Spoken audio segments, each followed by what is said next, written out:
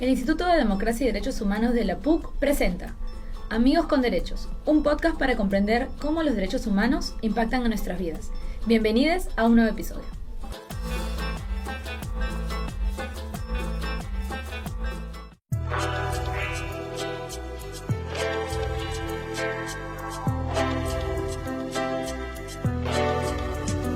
Ya nada puede hacerse. Hemos colapsado. La humanidad está sumida en el caos y la desesperación por los inevitables efectos del cambio climático. Y ni qué decir de los otros seres vivos. Plantas muriéndose lentamente por la falta de agua. Animales cuyo hábitat ha sido destruido por los seres humanos han sido forzados a desplazarse. Algunos sobrevivieron, otros desaparecieron para siempre. La Tierra, que por miles de años nos brindó tanto, ya no puede hacerlo porque la hemos destruido. Esta es una realidad con la que lidiaremos en pocos años si no somos conscientes del daño que le hemos generado al planeta con nuestras acciones depredadoras respecto al medio ambiente. Lo peor de todo, incluso empezando desde ahora, ya es tarde para revertir consecuencias que arrastramos desde casi 2 ciclos. Pero no por eso debemos bajar la guardia. Como ciudadanos y ciudadanas, además de exigir a los estados y a las grandes empresas que generen políticas para afrontar el cambio climático, acciones tan prácticas como evitar las bolsas de plástico, reutilizar el papel o transportarse en bicicleta, ayudará a que las futuras generaciones de seres humanos no encuentren una situación tan caótica como la que se prevé. Buenas noches, estamos otra vez en su podcast Amigos con Derechos, un programa producido por el IDEPUC, un programa para entender cómo los derechos humanos impactan en nuestras vidas. Y yo soy Katy Subirana, soy periodista y soy su anfitriona en esta temporada. Y bueno, hoy estamos hablando de un tema pues que nos compete, que es transversal a nuestro día a día, aunque algunas personas tipo el presidente Trump o tipo el señor Roque Benavides digan que no es algo que no es algo que nos pasa, es algo que se puede superar, o que es algo que es culpa de los pobres, ¿no? Como dijo el señor Benavides el domingo en una entrevista con Emilio Camacho en Domingo de la República. Es decir, vamos a hablar del cambio climático y el impacto del cambio climático en los derechos humanos, ¿no? Y para eso tenemos a 2 personas que manejan muy bien el tema, que son Alicia Banto, adjunta de la Defensoría del Pueblo para el Medio Ambiente. Alicia, buenas noches. Y a Ernesto Raez Luna, biólogo y ecólogo, y bueno, ha sido asesor de la alta dirección del Ministerio del Ambiente. Ernesto, muchas gracias por estar aquí. ¿Qué tal? ¿Cómo estás, Katy? Alicia.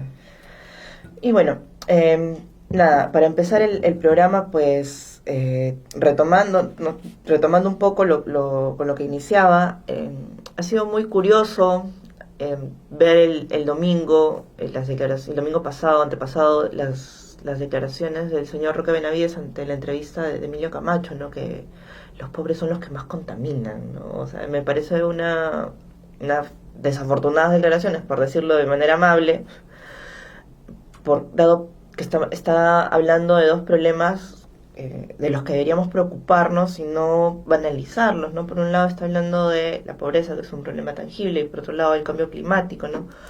Cuando en realidad el cambio climático sí impacta directamente en los derechos humanos, ¿no? Alicia, no sé si nos podrías ayudar a que personas como el señor Roque Benavides entiendan cómo impactan directamente en los derechos de las personas.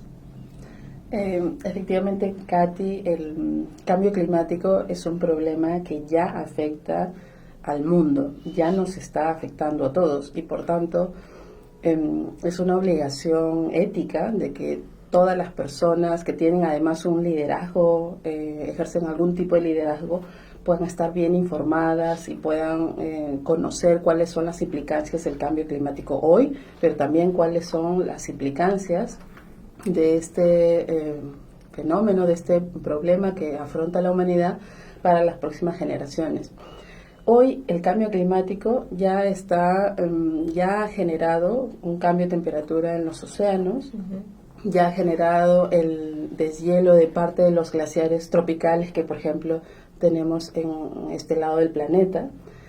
Y podríamos enumerar una serie de efectos más que ya hoy se están viviendo. Y estos cambios en la temperatura de los océanos, el deshielo en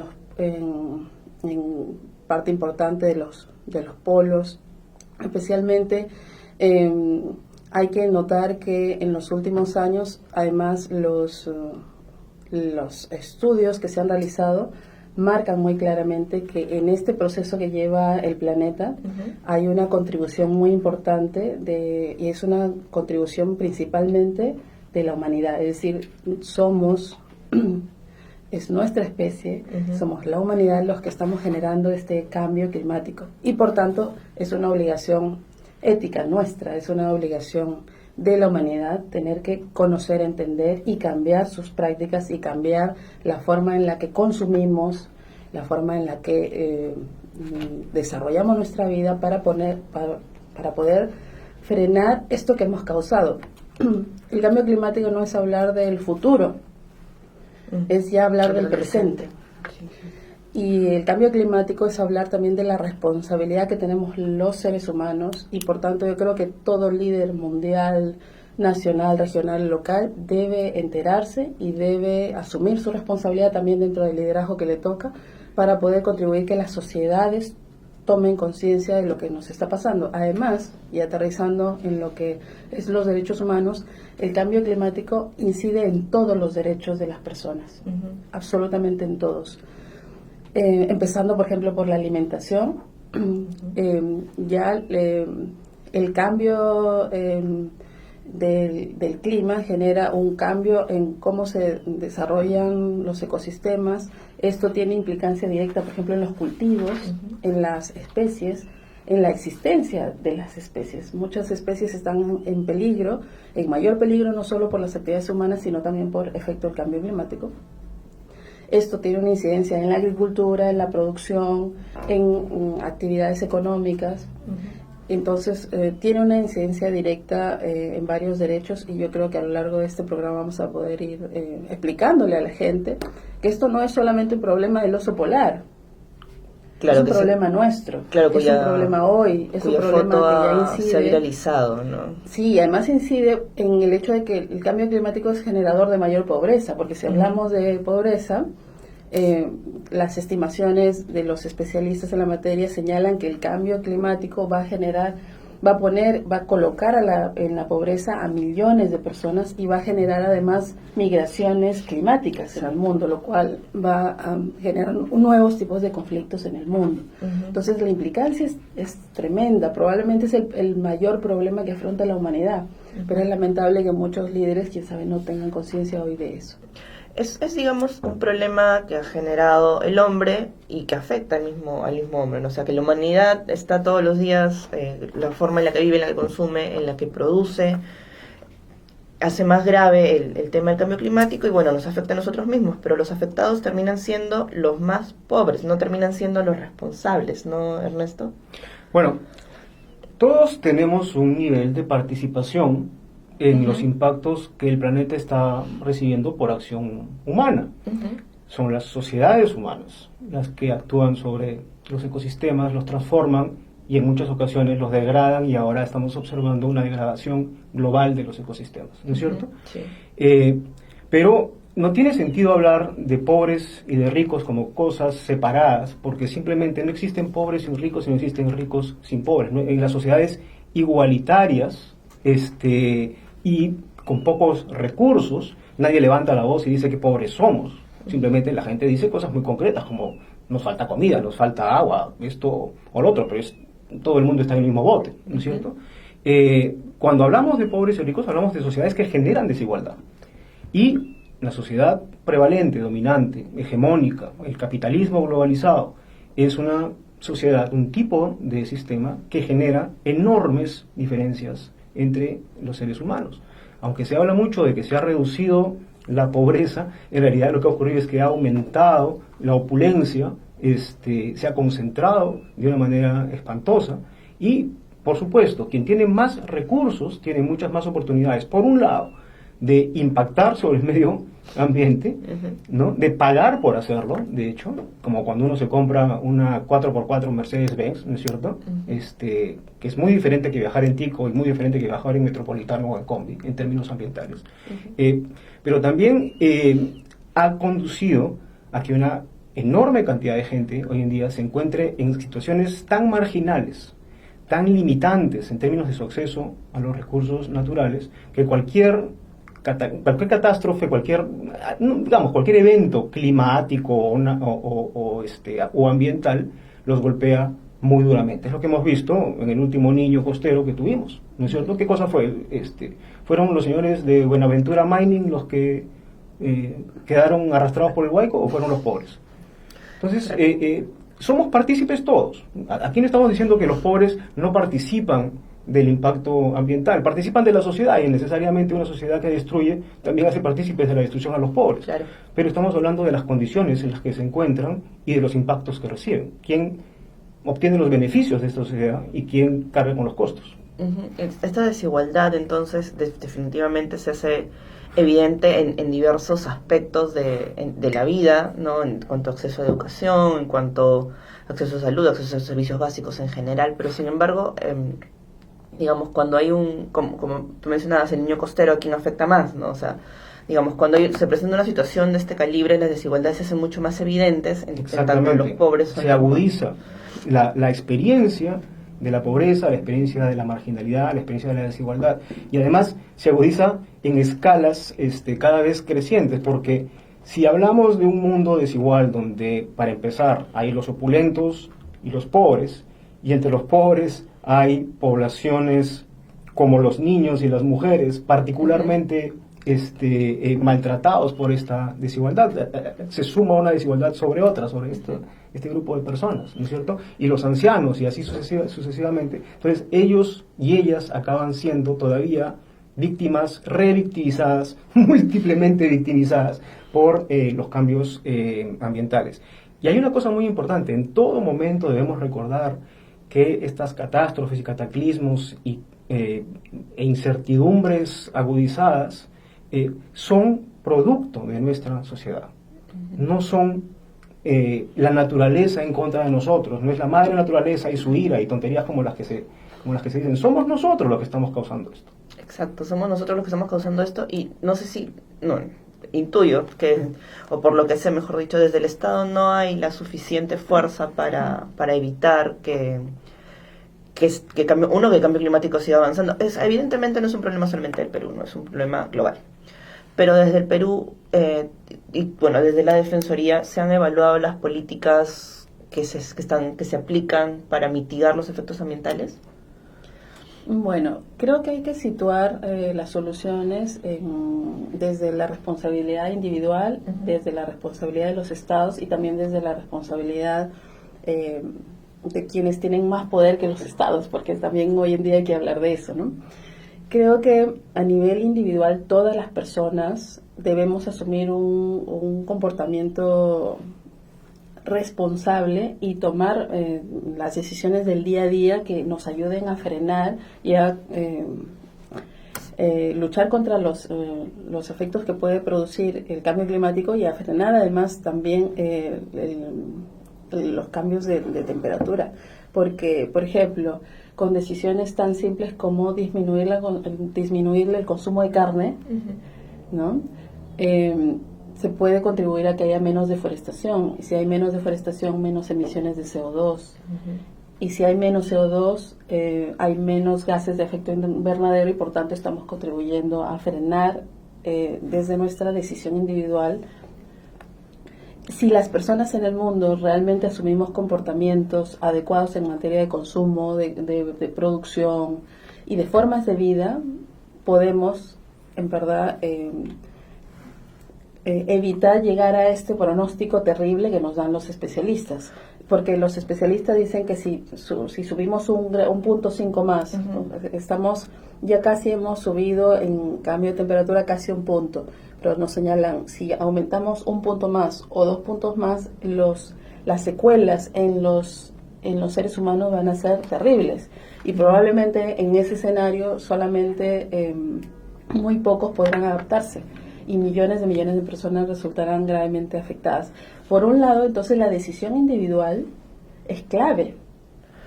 Pero por otro lado, y yendo a tu pregunta, los estados tienen que tener un rol muy activo para contribuir a que hayan políticas públicas que incentiven una serie de cambios en los mecanismos de producción, de consumo y de las relaciones económicas. Y para desmenuzar esas políticas públicas regresamos después de la pausa. Damos una breve pausa y regresamos.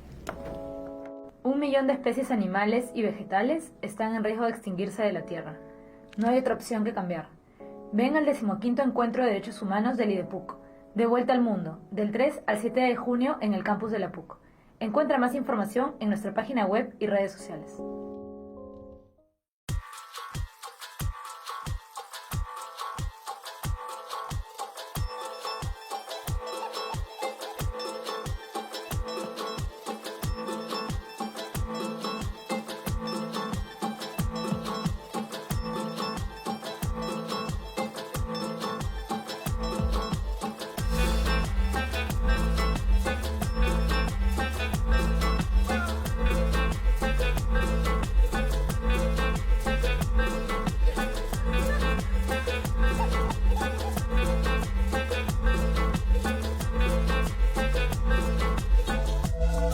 Y estamos de vuelta aquí en Amigos con Derechos, un podcast para entender cómo los derechos humanos impactan en nuestras vidas. Y bueno, Alicia Abanto nos estaba hablando de la importancia de las políticas públicas, de las acciones que pueden tomar los estados frente al cambio climático, de promover el consumo responsable, de hacer un movimiento propicio para que las personas también puedan tomar conciencia de cuál es su rol dentro del espectro de todo lo que implica el cambio climático, ¿no? Entonces, justo nos ibas a hablar de la importancia del papel de los estados.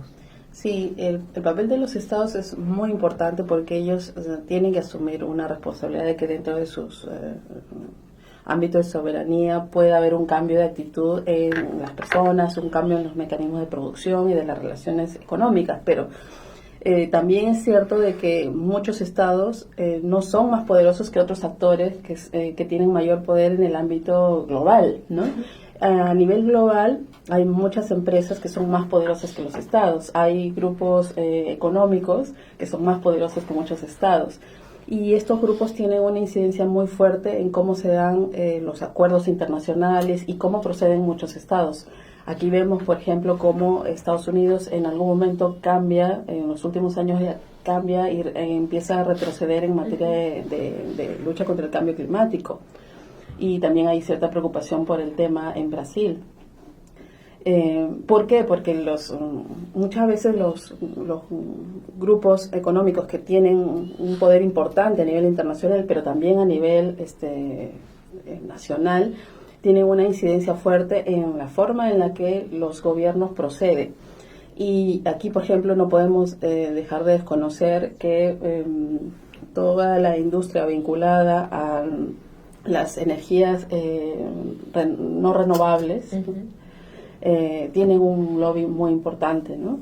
Entonces creo que nosotros tenemos que ser conscientes, los ciudadanos, las instituciones tenemos que ser muy conscientes también de que a nivel internacional, el escenario internacional se mueve con fuerzas muy grandes, ¿no? No obstante, los ciudadanos podemos también hacer frente a esas fuerzas con nuestras decisiones de consumo, porque si exigimos a nuestros países, en nuestros países exigimos energías renovables, ¿no? Mayor inversión en energías solar, energía eólica. Y si los ciudadanos exigimos a nuestros políticos que haya mayor inversión en energía renovable, los políticos lo van a hacer, pero solo y cuando los ciudadanos nos pongamos de pie a exigir energías renovables. Mientras sigamos consumiendo alegremente o pasivamente energías no renovables, ¿no? Que generan muchísimos gases de efecto invernadero, y no cambiemos nosotros nuestras exigencias a los políticos, entonces va a haber una pasividad. Y a nivel internacional ya hay una gran preocupación y la pregunta es si la forma en la que se ha estructurado nuestros mecanismos internacionales es suficiente para lograr que el mundo frene el cambio climático. Tenemos avances importantes como el Acuerdo de París.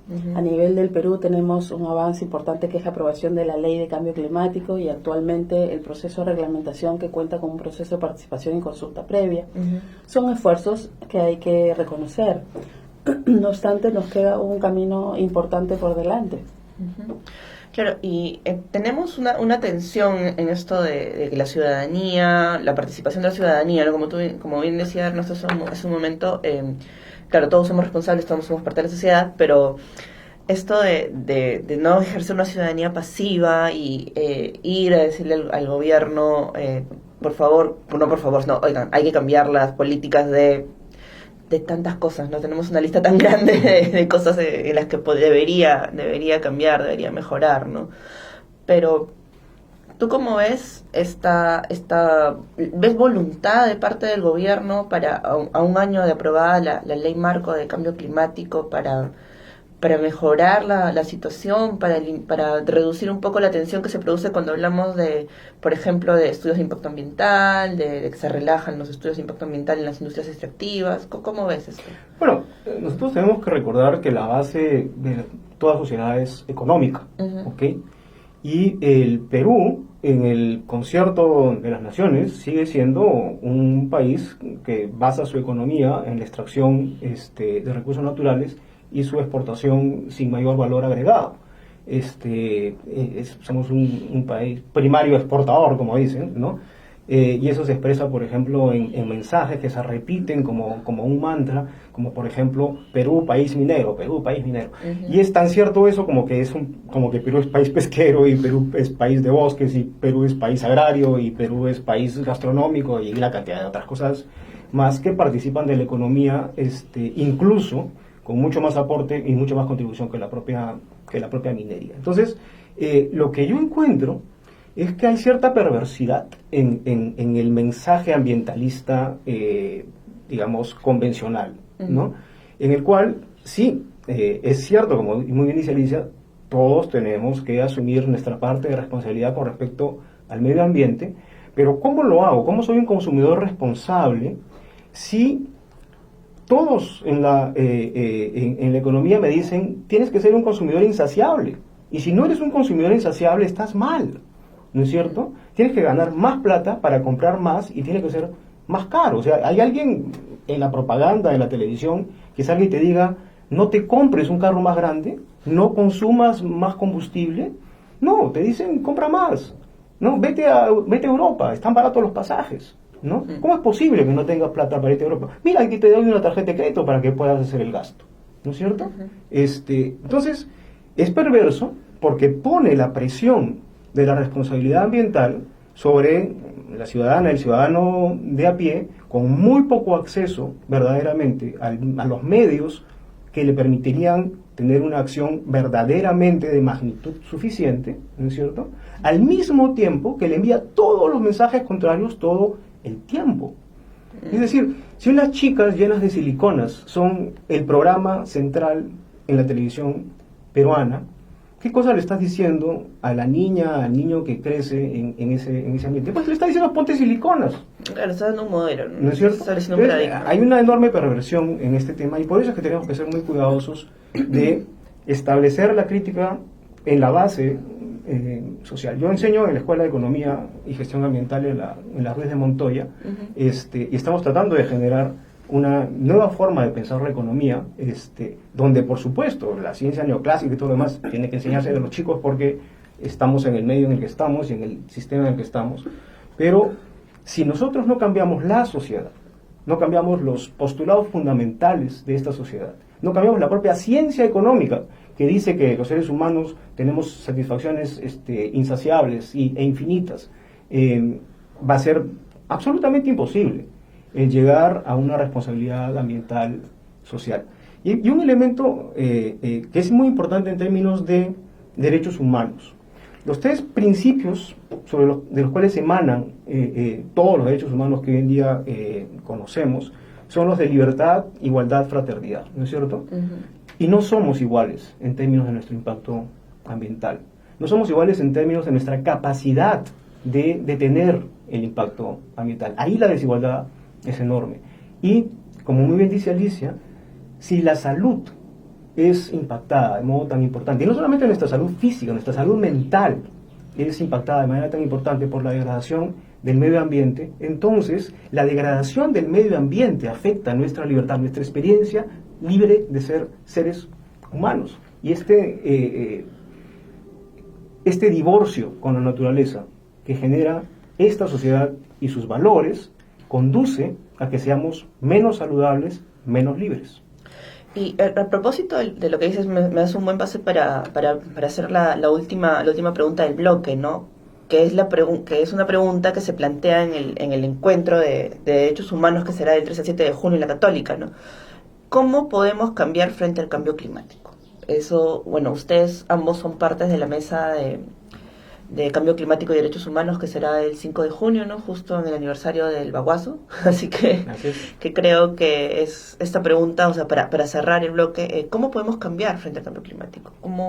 ¿Cómo podemos, si bien, como dice Ernesto, no toda la responsabilidad, o mejor dicho, el ciudadano no siempre tiene las herramientas para tomar las mejores decisiones? Quienes sí las tenemos, ¿cómo podemos cambiar y qué podemos hacer con estos ciudadanos que no tienen las herramientas adecuadas, ¿no? Creo que es importante de que el Estado peruano, ahora que ya tenemos una ley de cambio climático y que estamos prontos también a tener un reglamento, realmente lidere esta política que incluye elementos de promoción en la sociedad de una serie de aspectos en relación a cambios de actitud y cambios de prácticas, pero también implica, por ejemplo, que la población sea consciente que tenemos que adaptarnos al cambio climático. ¿Por qué? Porque como este ya es un fenómeno que está ocurriendo, los cambios de clima mucho más bruscos que antes están generando una serie de problemas. Ya Ernesto mencionó el fenómeno del Niño, que ha generado una serie de daños al país.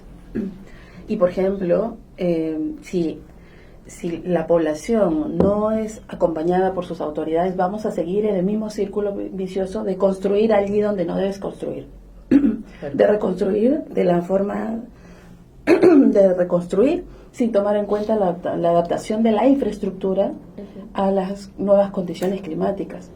La Defensoría del Pueblo, en una supervisión reciente, encontró, por ejemplo, que la mayoría de carreteras construidas en la zona norte no tenían especificaciones técnicas para que resistieran precisamente un fenómeno del Niño, ni tampoco muchas tenían el seguro, ¿no? Esa infraestructura no estaba asegurada frente a un fenómeno climático. Entonces, en todos los sectores, y esto hay que tenerlo claro, que no es solamente una tarea del Ministerio del Ambiente, sino es una tarea de todo el Estado, de todos sus niveles de gobierno y de todas las sociedades, desde luego, que hay que tener, por un lado, un comportamiento vinculado a ser responsables en el consumo y en las prácticas de vida. Eso implica, por ejemplo, ahorrar el agua, ahorrar la luz, ahorrar la energía, evitar el consumo de productos que han generado deforestación, y una serie de otras cosas más. Por otro lado, como ya dije, está la adaptación, porque ya tenemos ahora el problema de que muchas comunidades indígenas o comunidades rurales están en riesgo o están siendo afectadas porque, por ejemplo, en zonas como Huaraz, que ya tenemos lagunas que se han incrementado de manera significativa el embalse de estas lagunas. Las poblaciones locales tienen que ser protegidas, pero ellas también tienen que tomar medidas de adaptación. Entonces, el esfuerzo es un esfuerzo grande que tiene que ser liderado por un Estado proactivo. Ahí un aspecto que hay que tener en cuenta es que se requiere una activa participación ciudadana, ¿no? No solamente tiene que haber consulta previa o participación para el reglamento, sino que la implementación de la política necesita una participación activa de los ciudadanos. Pero también hay que llamar aquí la atención de los ciudadanos, pero también de los partidos políticos, de los grupos políticos, porque creo que de lo que queda de ellos, o de lo que queda de ellos, o de lo que debiera ser mirando el futuro los partidos políticos, porque como ya mencioné hace un rato, los ciudadanos, las personas, tenemos que exigir de nuestros políticos precisamente que prioricen los temas que nos afectan, porque muchas veces entre grupos políticos se están concentrando en aquello que no es en verdad importante para los ciudadanos en su día a día. En el día a día lo que hay que tener en cuenta es que en verdad el cambio climático va a perjudicar todos los derechos y va a aumentar las desigualdades, como lo decía Ernesto, y frente a ello ya tenemos que exigir a nuestras autoridades un cambio de actitud en relación a los temas, por ejemplo, de igualdad de género, ¿no? A propósito que se ha discutido el día de ayer el enfoque de igualdad de género, el enfoque de género, para este tema del cambio climático también hay que tener en cuenta el enfoque de género. ¿Por qué? Porque si hablamos de desigualdades, este problema, por un lado, puede incidir en un aumento de las desigualdades. Y por otro lado, yo creo que es importante que se tenga en cuenta que las mujeres ya están afectadas o van a resultar afectadas de maneras distintas a los hombres. Y entonces hay que tener en cuenta cómo ellas participen para que también las políticas puedan ser adecuadas para hombres y mujeres. Y justamente de eso vamos a hablar en el próximo bloque. Y bueno, para cerrar este bloque, Ernesto, palabras finales, por favor. Mira, yo creo que necesitamos embarcarnos en un gran movimiento social, que es el que ya está proponiendo esta adolescente sueca, digamos la pequeña vikinga, Greta Thunberg, y estos movimientos de Extinction Rebellion que se están dando en Europa, etcétera. El IPCC, los científicos del mundo dedicados al cambio climático, ha dicho con mucha claridad, solamente un cambio sin precedentes en la sociedad humana puede garantizar que podamos continuar viviendo en este planeta saludablemente. Entonces, ¿qué cosa debemos hacer? Debemos incorporarnos al movimiento ambiental. Eso es lo que debemos hacer. Debemos educarnos solidariamente, generar escuelas populares verdes. El Perú necesita, el mundo necesita partidos verdes, partidos que desde los principios fundamentales de la igualdad humana, de la fraternidad humana y de la libertad humana, expresen también esas necesidades en términos de la igualdad en el acceso a los bienes de la tierra, en libertad para acceder a esos bienes de la tierra y para crecer en amor y en armonía con la naturaleza, y fraternidad, no solamente entre nosotros, sino con la tierra. Perfecto, Ernesto, muchísimas gracias por tus palabras. A algunos les puede sonar un poco idílico de repente, pero en realidad es lo que necesitamos, ¿no? Necesitamos vivir en armonía con la naturaleza, porque si no vivimos en armonía con la naturaleza, simplemente no vivimos. Entonces, exacto. No hay futuro. No hay futuro, exacto. Y bueno, muchísimas gracias Alicia, muchísimas gracias Ernesto por estar aquí. Nos vamos a una pausa, regresamos en el siguiente bloque para hablar de mujeres indígenas y cambio climático. 1 millón de especies animales y vegetales están en riesgo de extinguirse de la Tierra. No hay otra opción que cambiar. Ven al 15º Encuentro de Derechos Humanos del IDEPUC, De Vuelta al Mundo, del 3 al 7 de junio en el campus de la PUC. Encuentra más información en nuestra página web y redes sociales.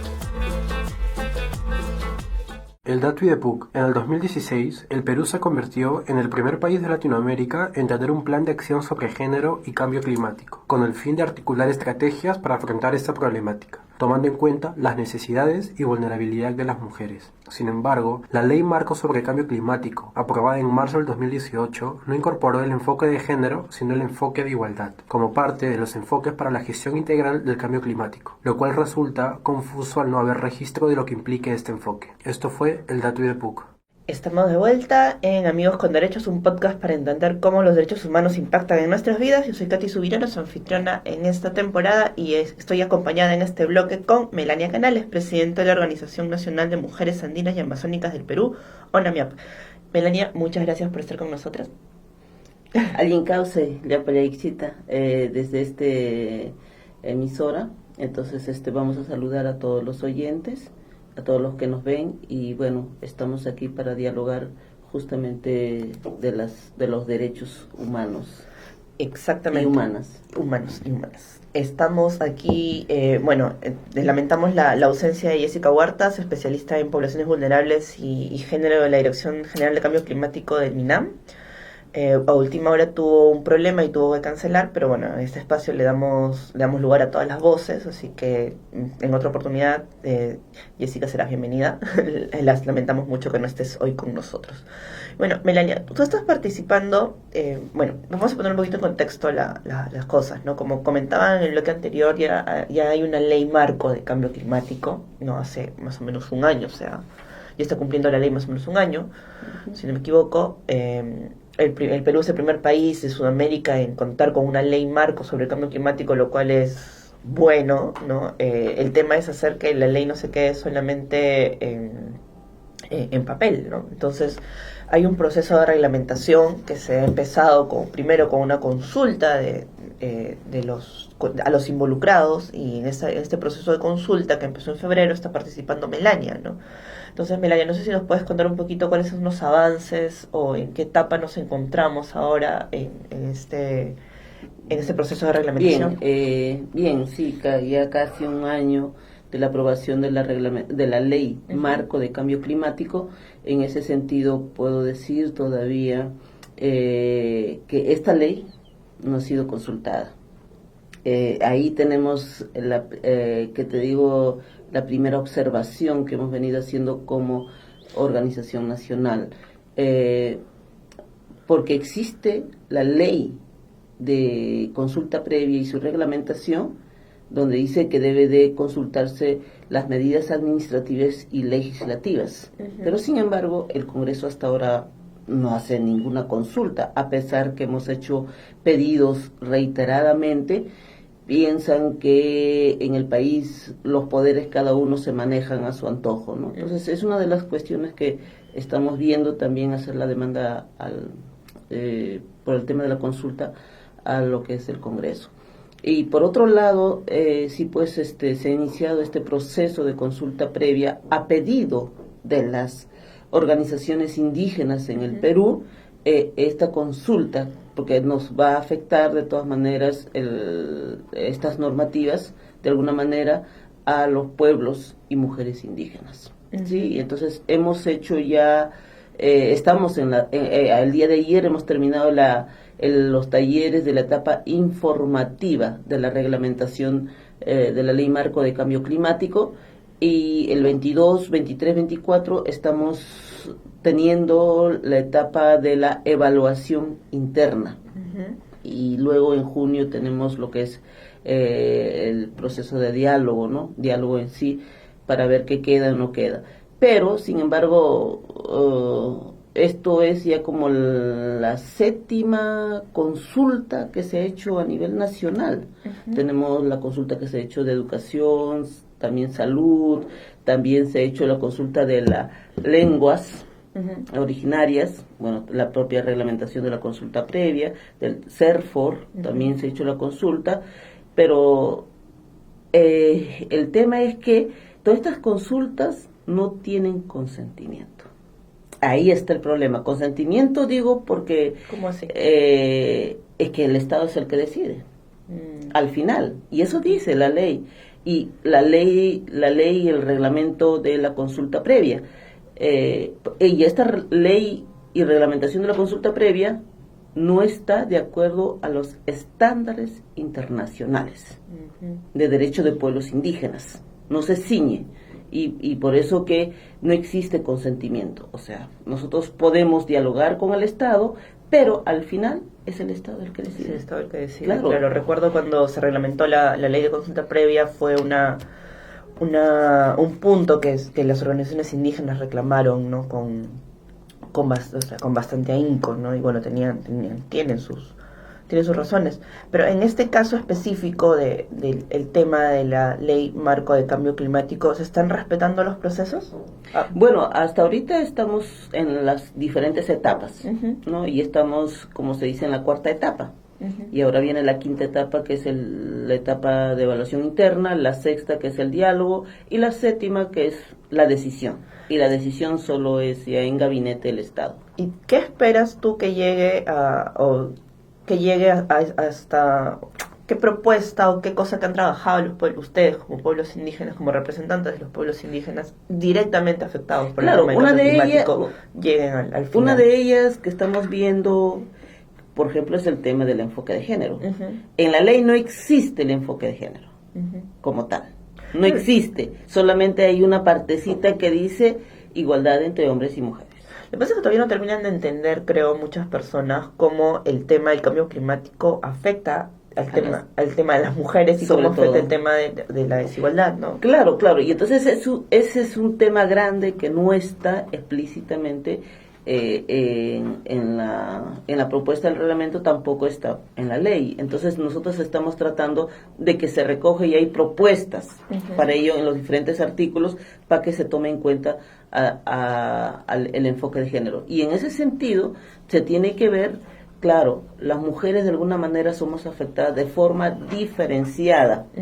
De forma diferenciada, digo, porque son las mujeres las encargadas, las responsables del cuidado de la familia, y así es, del cuidado del ganado, la chacra, y a veces si no hay agua, tienen que recorrer más distancia, ¿no? Y asimismo también el cuidado de las semillas. De las semillas, y con el cambio climático están desapareciendo un montón de semillas que antes existían, ahora ya no existen. O sea, ya están viendo ustedes los Y efectos. no, sí, estamos viendo, y también el tema de los desastres que se está pasando, lo que no había antes, el cambio de la rotación por ejemplo, el periodo de lluvias. Antes empezaba diciembre en la sierra y terminaba en marzo. Ahora no, ahora está empezando febrero y está terminando abril, mayo. Sí, han cambiado. Estos 3 últimos años prácticamente ha habido esos cambios. Y en algunas zonas lluvias torrenciales. Entonces, eso te afecta de gran manera, ¿no? Toda esta situación. Yo creo que ese es uno de los temas que se viene también, como te digo, trabajando en el tema de enfoque de género. Claro, y que son la población más vulnerable. Los pueblos indígenas son vulnerables, pero los más vulnerables son las mujeres y los niños en esta situación. Claro, lo que hablábamos en el bloque anterior, ¿no? Este tema de la desigualdad siempre los más vulnerables son los más afectados, ¿no? Pero esto del enfoque de género, tú bien sabes que es un tema que el Estado todavía no termina de entender y no termina de ponerse de acuerdo, ¿no? Entonces todavía me imagino que la lucha de ustedes para introducir el tema del enfoque dentro del cambio climático, dentro del tema del cambio climático es bastante fuerte, ¿no? Claro, bueno, más allá de si no quieren entender, yo creo que hay intereses de grupos conservadores, claro, fundamentalistas, ¿no? Entonces, que te prohíben derechos. Simplemente el enfoque de género es un derecho. Y punto, ¿no? Entonces, yo creo que lo que están prohibiéndote es tener ese derecho, igualdad entre las diferentes personas, ¿no? Entonces, yo creo que eso es un tema ya de, como le digo, fundamentalismos y conservadurismos que existe, sobre todo de las religiones, puedo decir, ¿no? Entonces, eso. Y el otro tema también que venimos exigiendo en esto, en la reglamentación, es el tema de los financiamientos climáticos. Ajá. Claro, los financiamientos climáticos que simplemente lo recibe el Estado, pero los pueblos indígenas, las comunidades, no son receptores de estos financiamientos. Y una de las cosas que también hemos dicho, que los pueblos indígenas, las comunidades nativas y campesinas tienen sus planes de vida, tienen sus planes estratégicos, y esos planes no son implementados porque no tienen recursos económicos. El Estado, por supuesto, no se preocupa en implementar estos planes. Entonces, parte de lo que es los financiamientos climáticos debe ir a implementar estos planes que ya tienen los pueblos indígenas, y ahí de mujeres, porque hay organizaciones de mujeres en las comunidades que también tienen sus planes estratégicos, ¿no? Cómo enfrentar esto. Entonces yo creo que esa es una parte del financiamiento. Y el otro es el tema del Red Más, que tiene que ver con el tema sobre todo de lo que es la venta de carbono.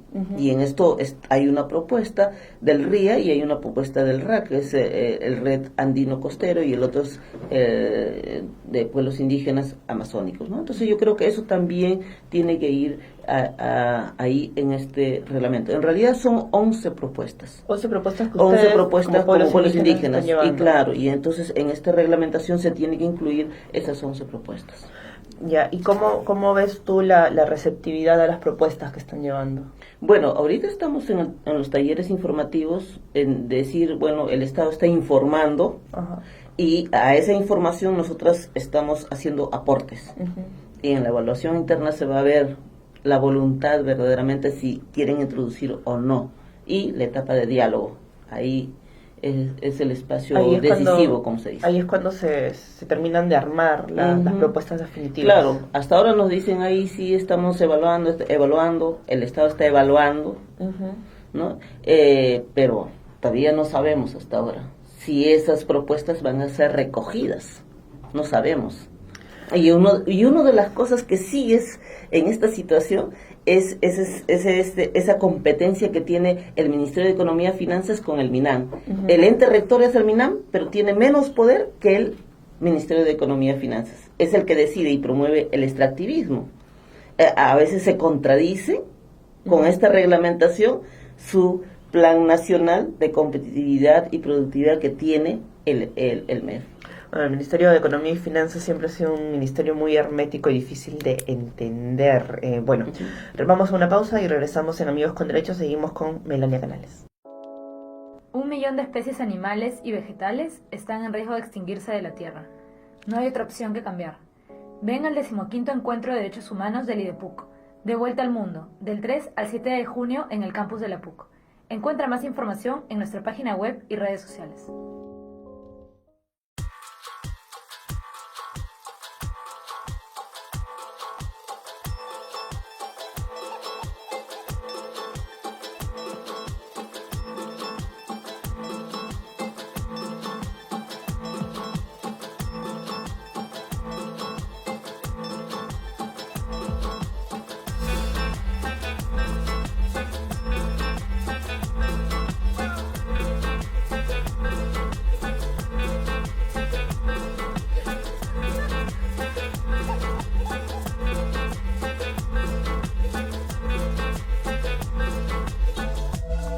Estamos de vuelta en el último bloque de Amigos con Derechos, un podcast para entender cómo los derechos humanos impactan en nuestras vidas.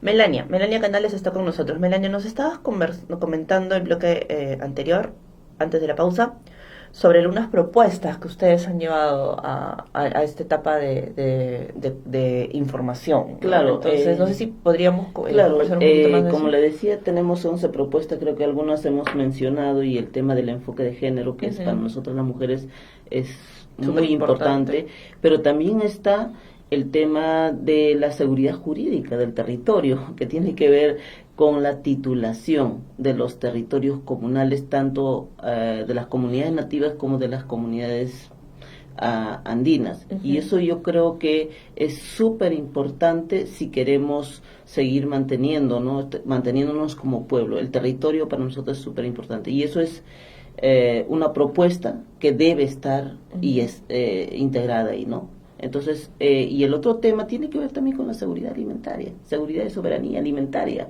Ese es otro tema que estamos también trabajando y tiene que ver, imagínate la desnutrición en nuestro país, que le digo, está afectado grandemente, y hay alto porcentaje de niños y niñas desnutridos y con anemia. Yo creo que esto va a afectar aún más el cambio climático, porque están desapareciendo algunas semillas, y ya hace poco he estado, por ejemplo, en las 4 cuencas del río Marañón y Iquitos, y la verdad, los pueblos indígenas que han sido afectados con el cambio climático no tienen, por ejemplo, yuca. Y es raro ver que en las comunidades no haya yuca. Wow.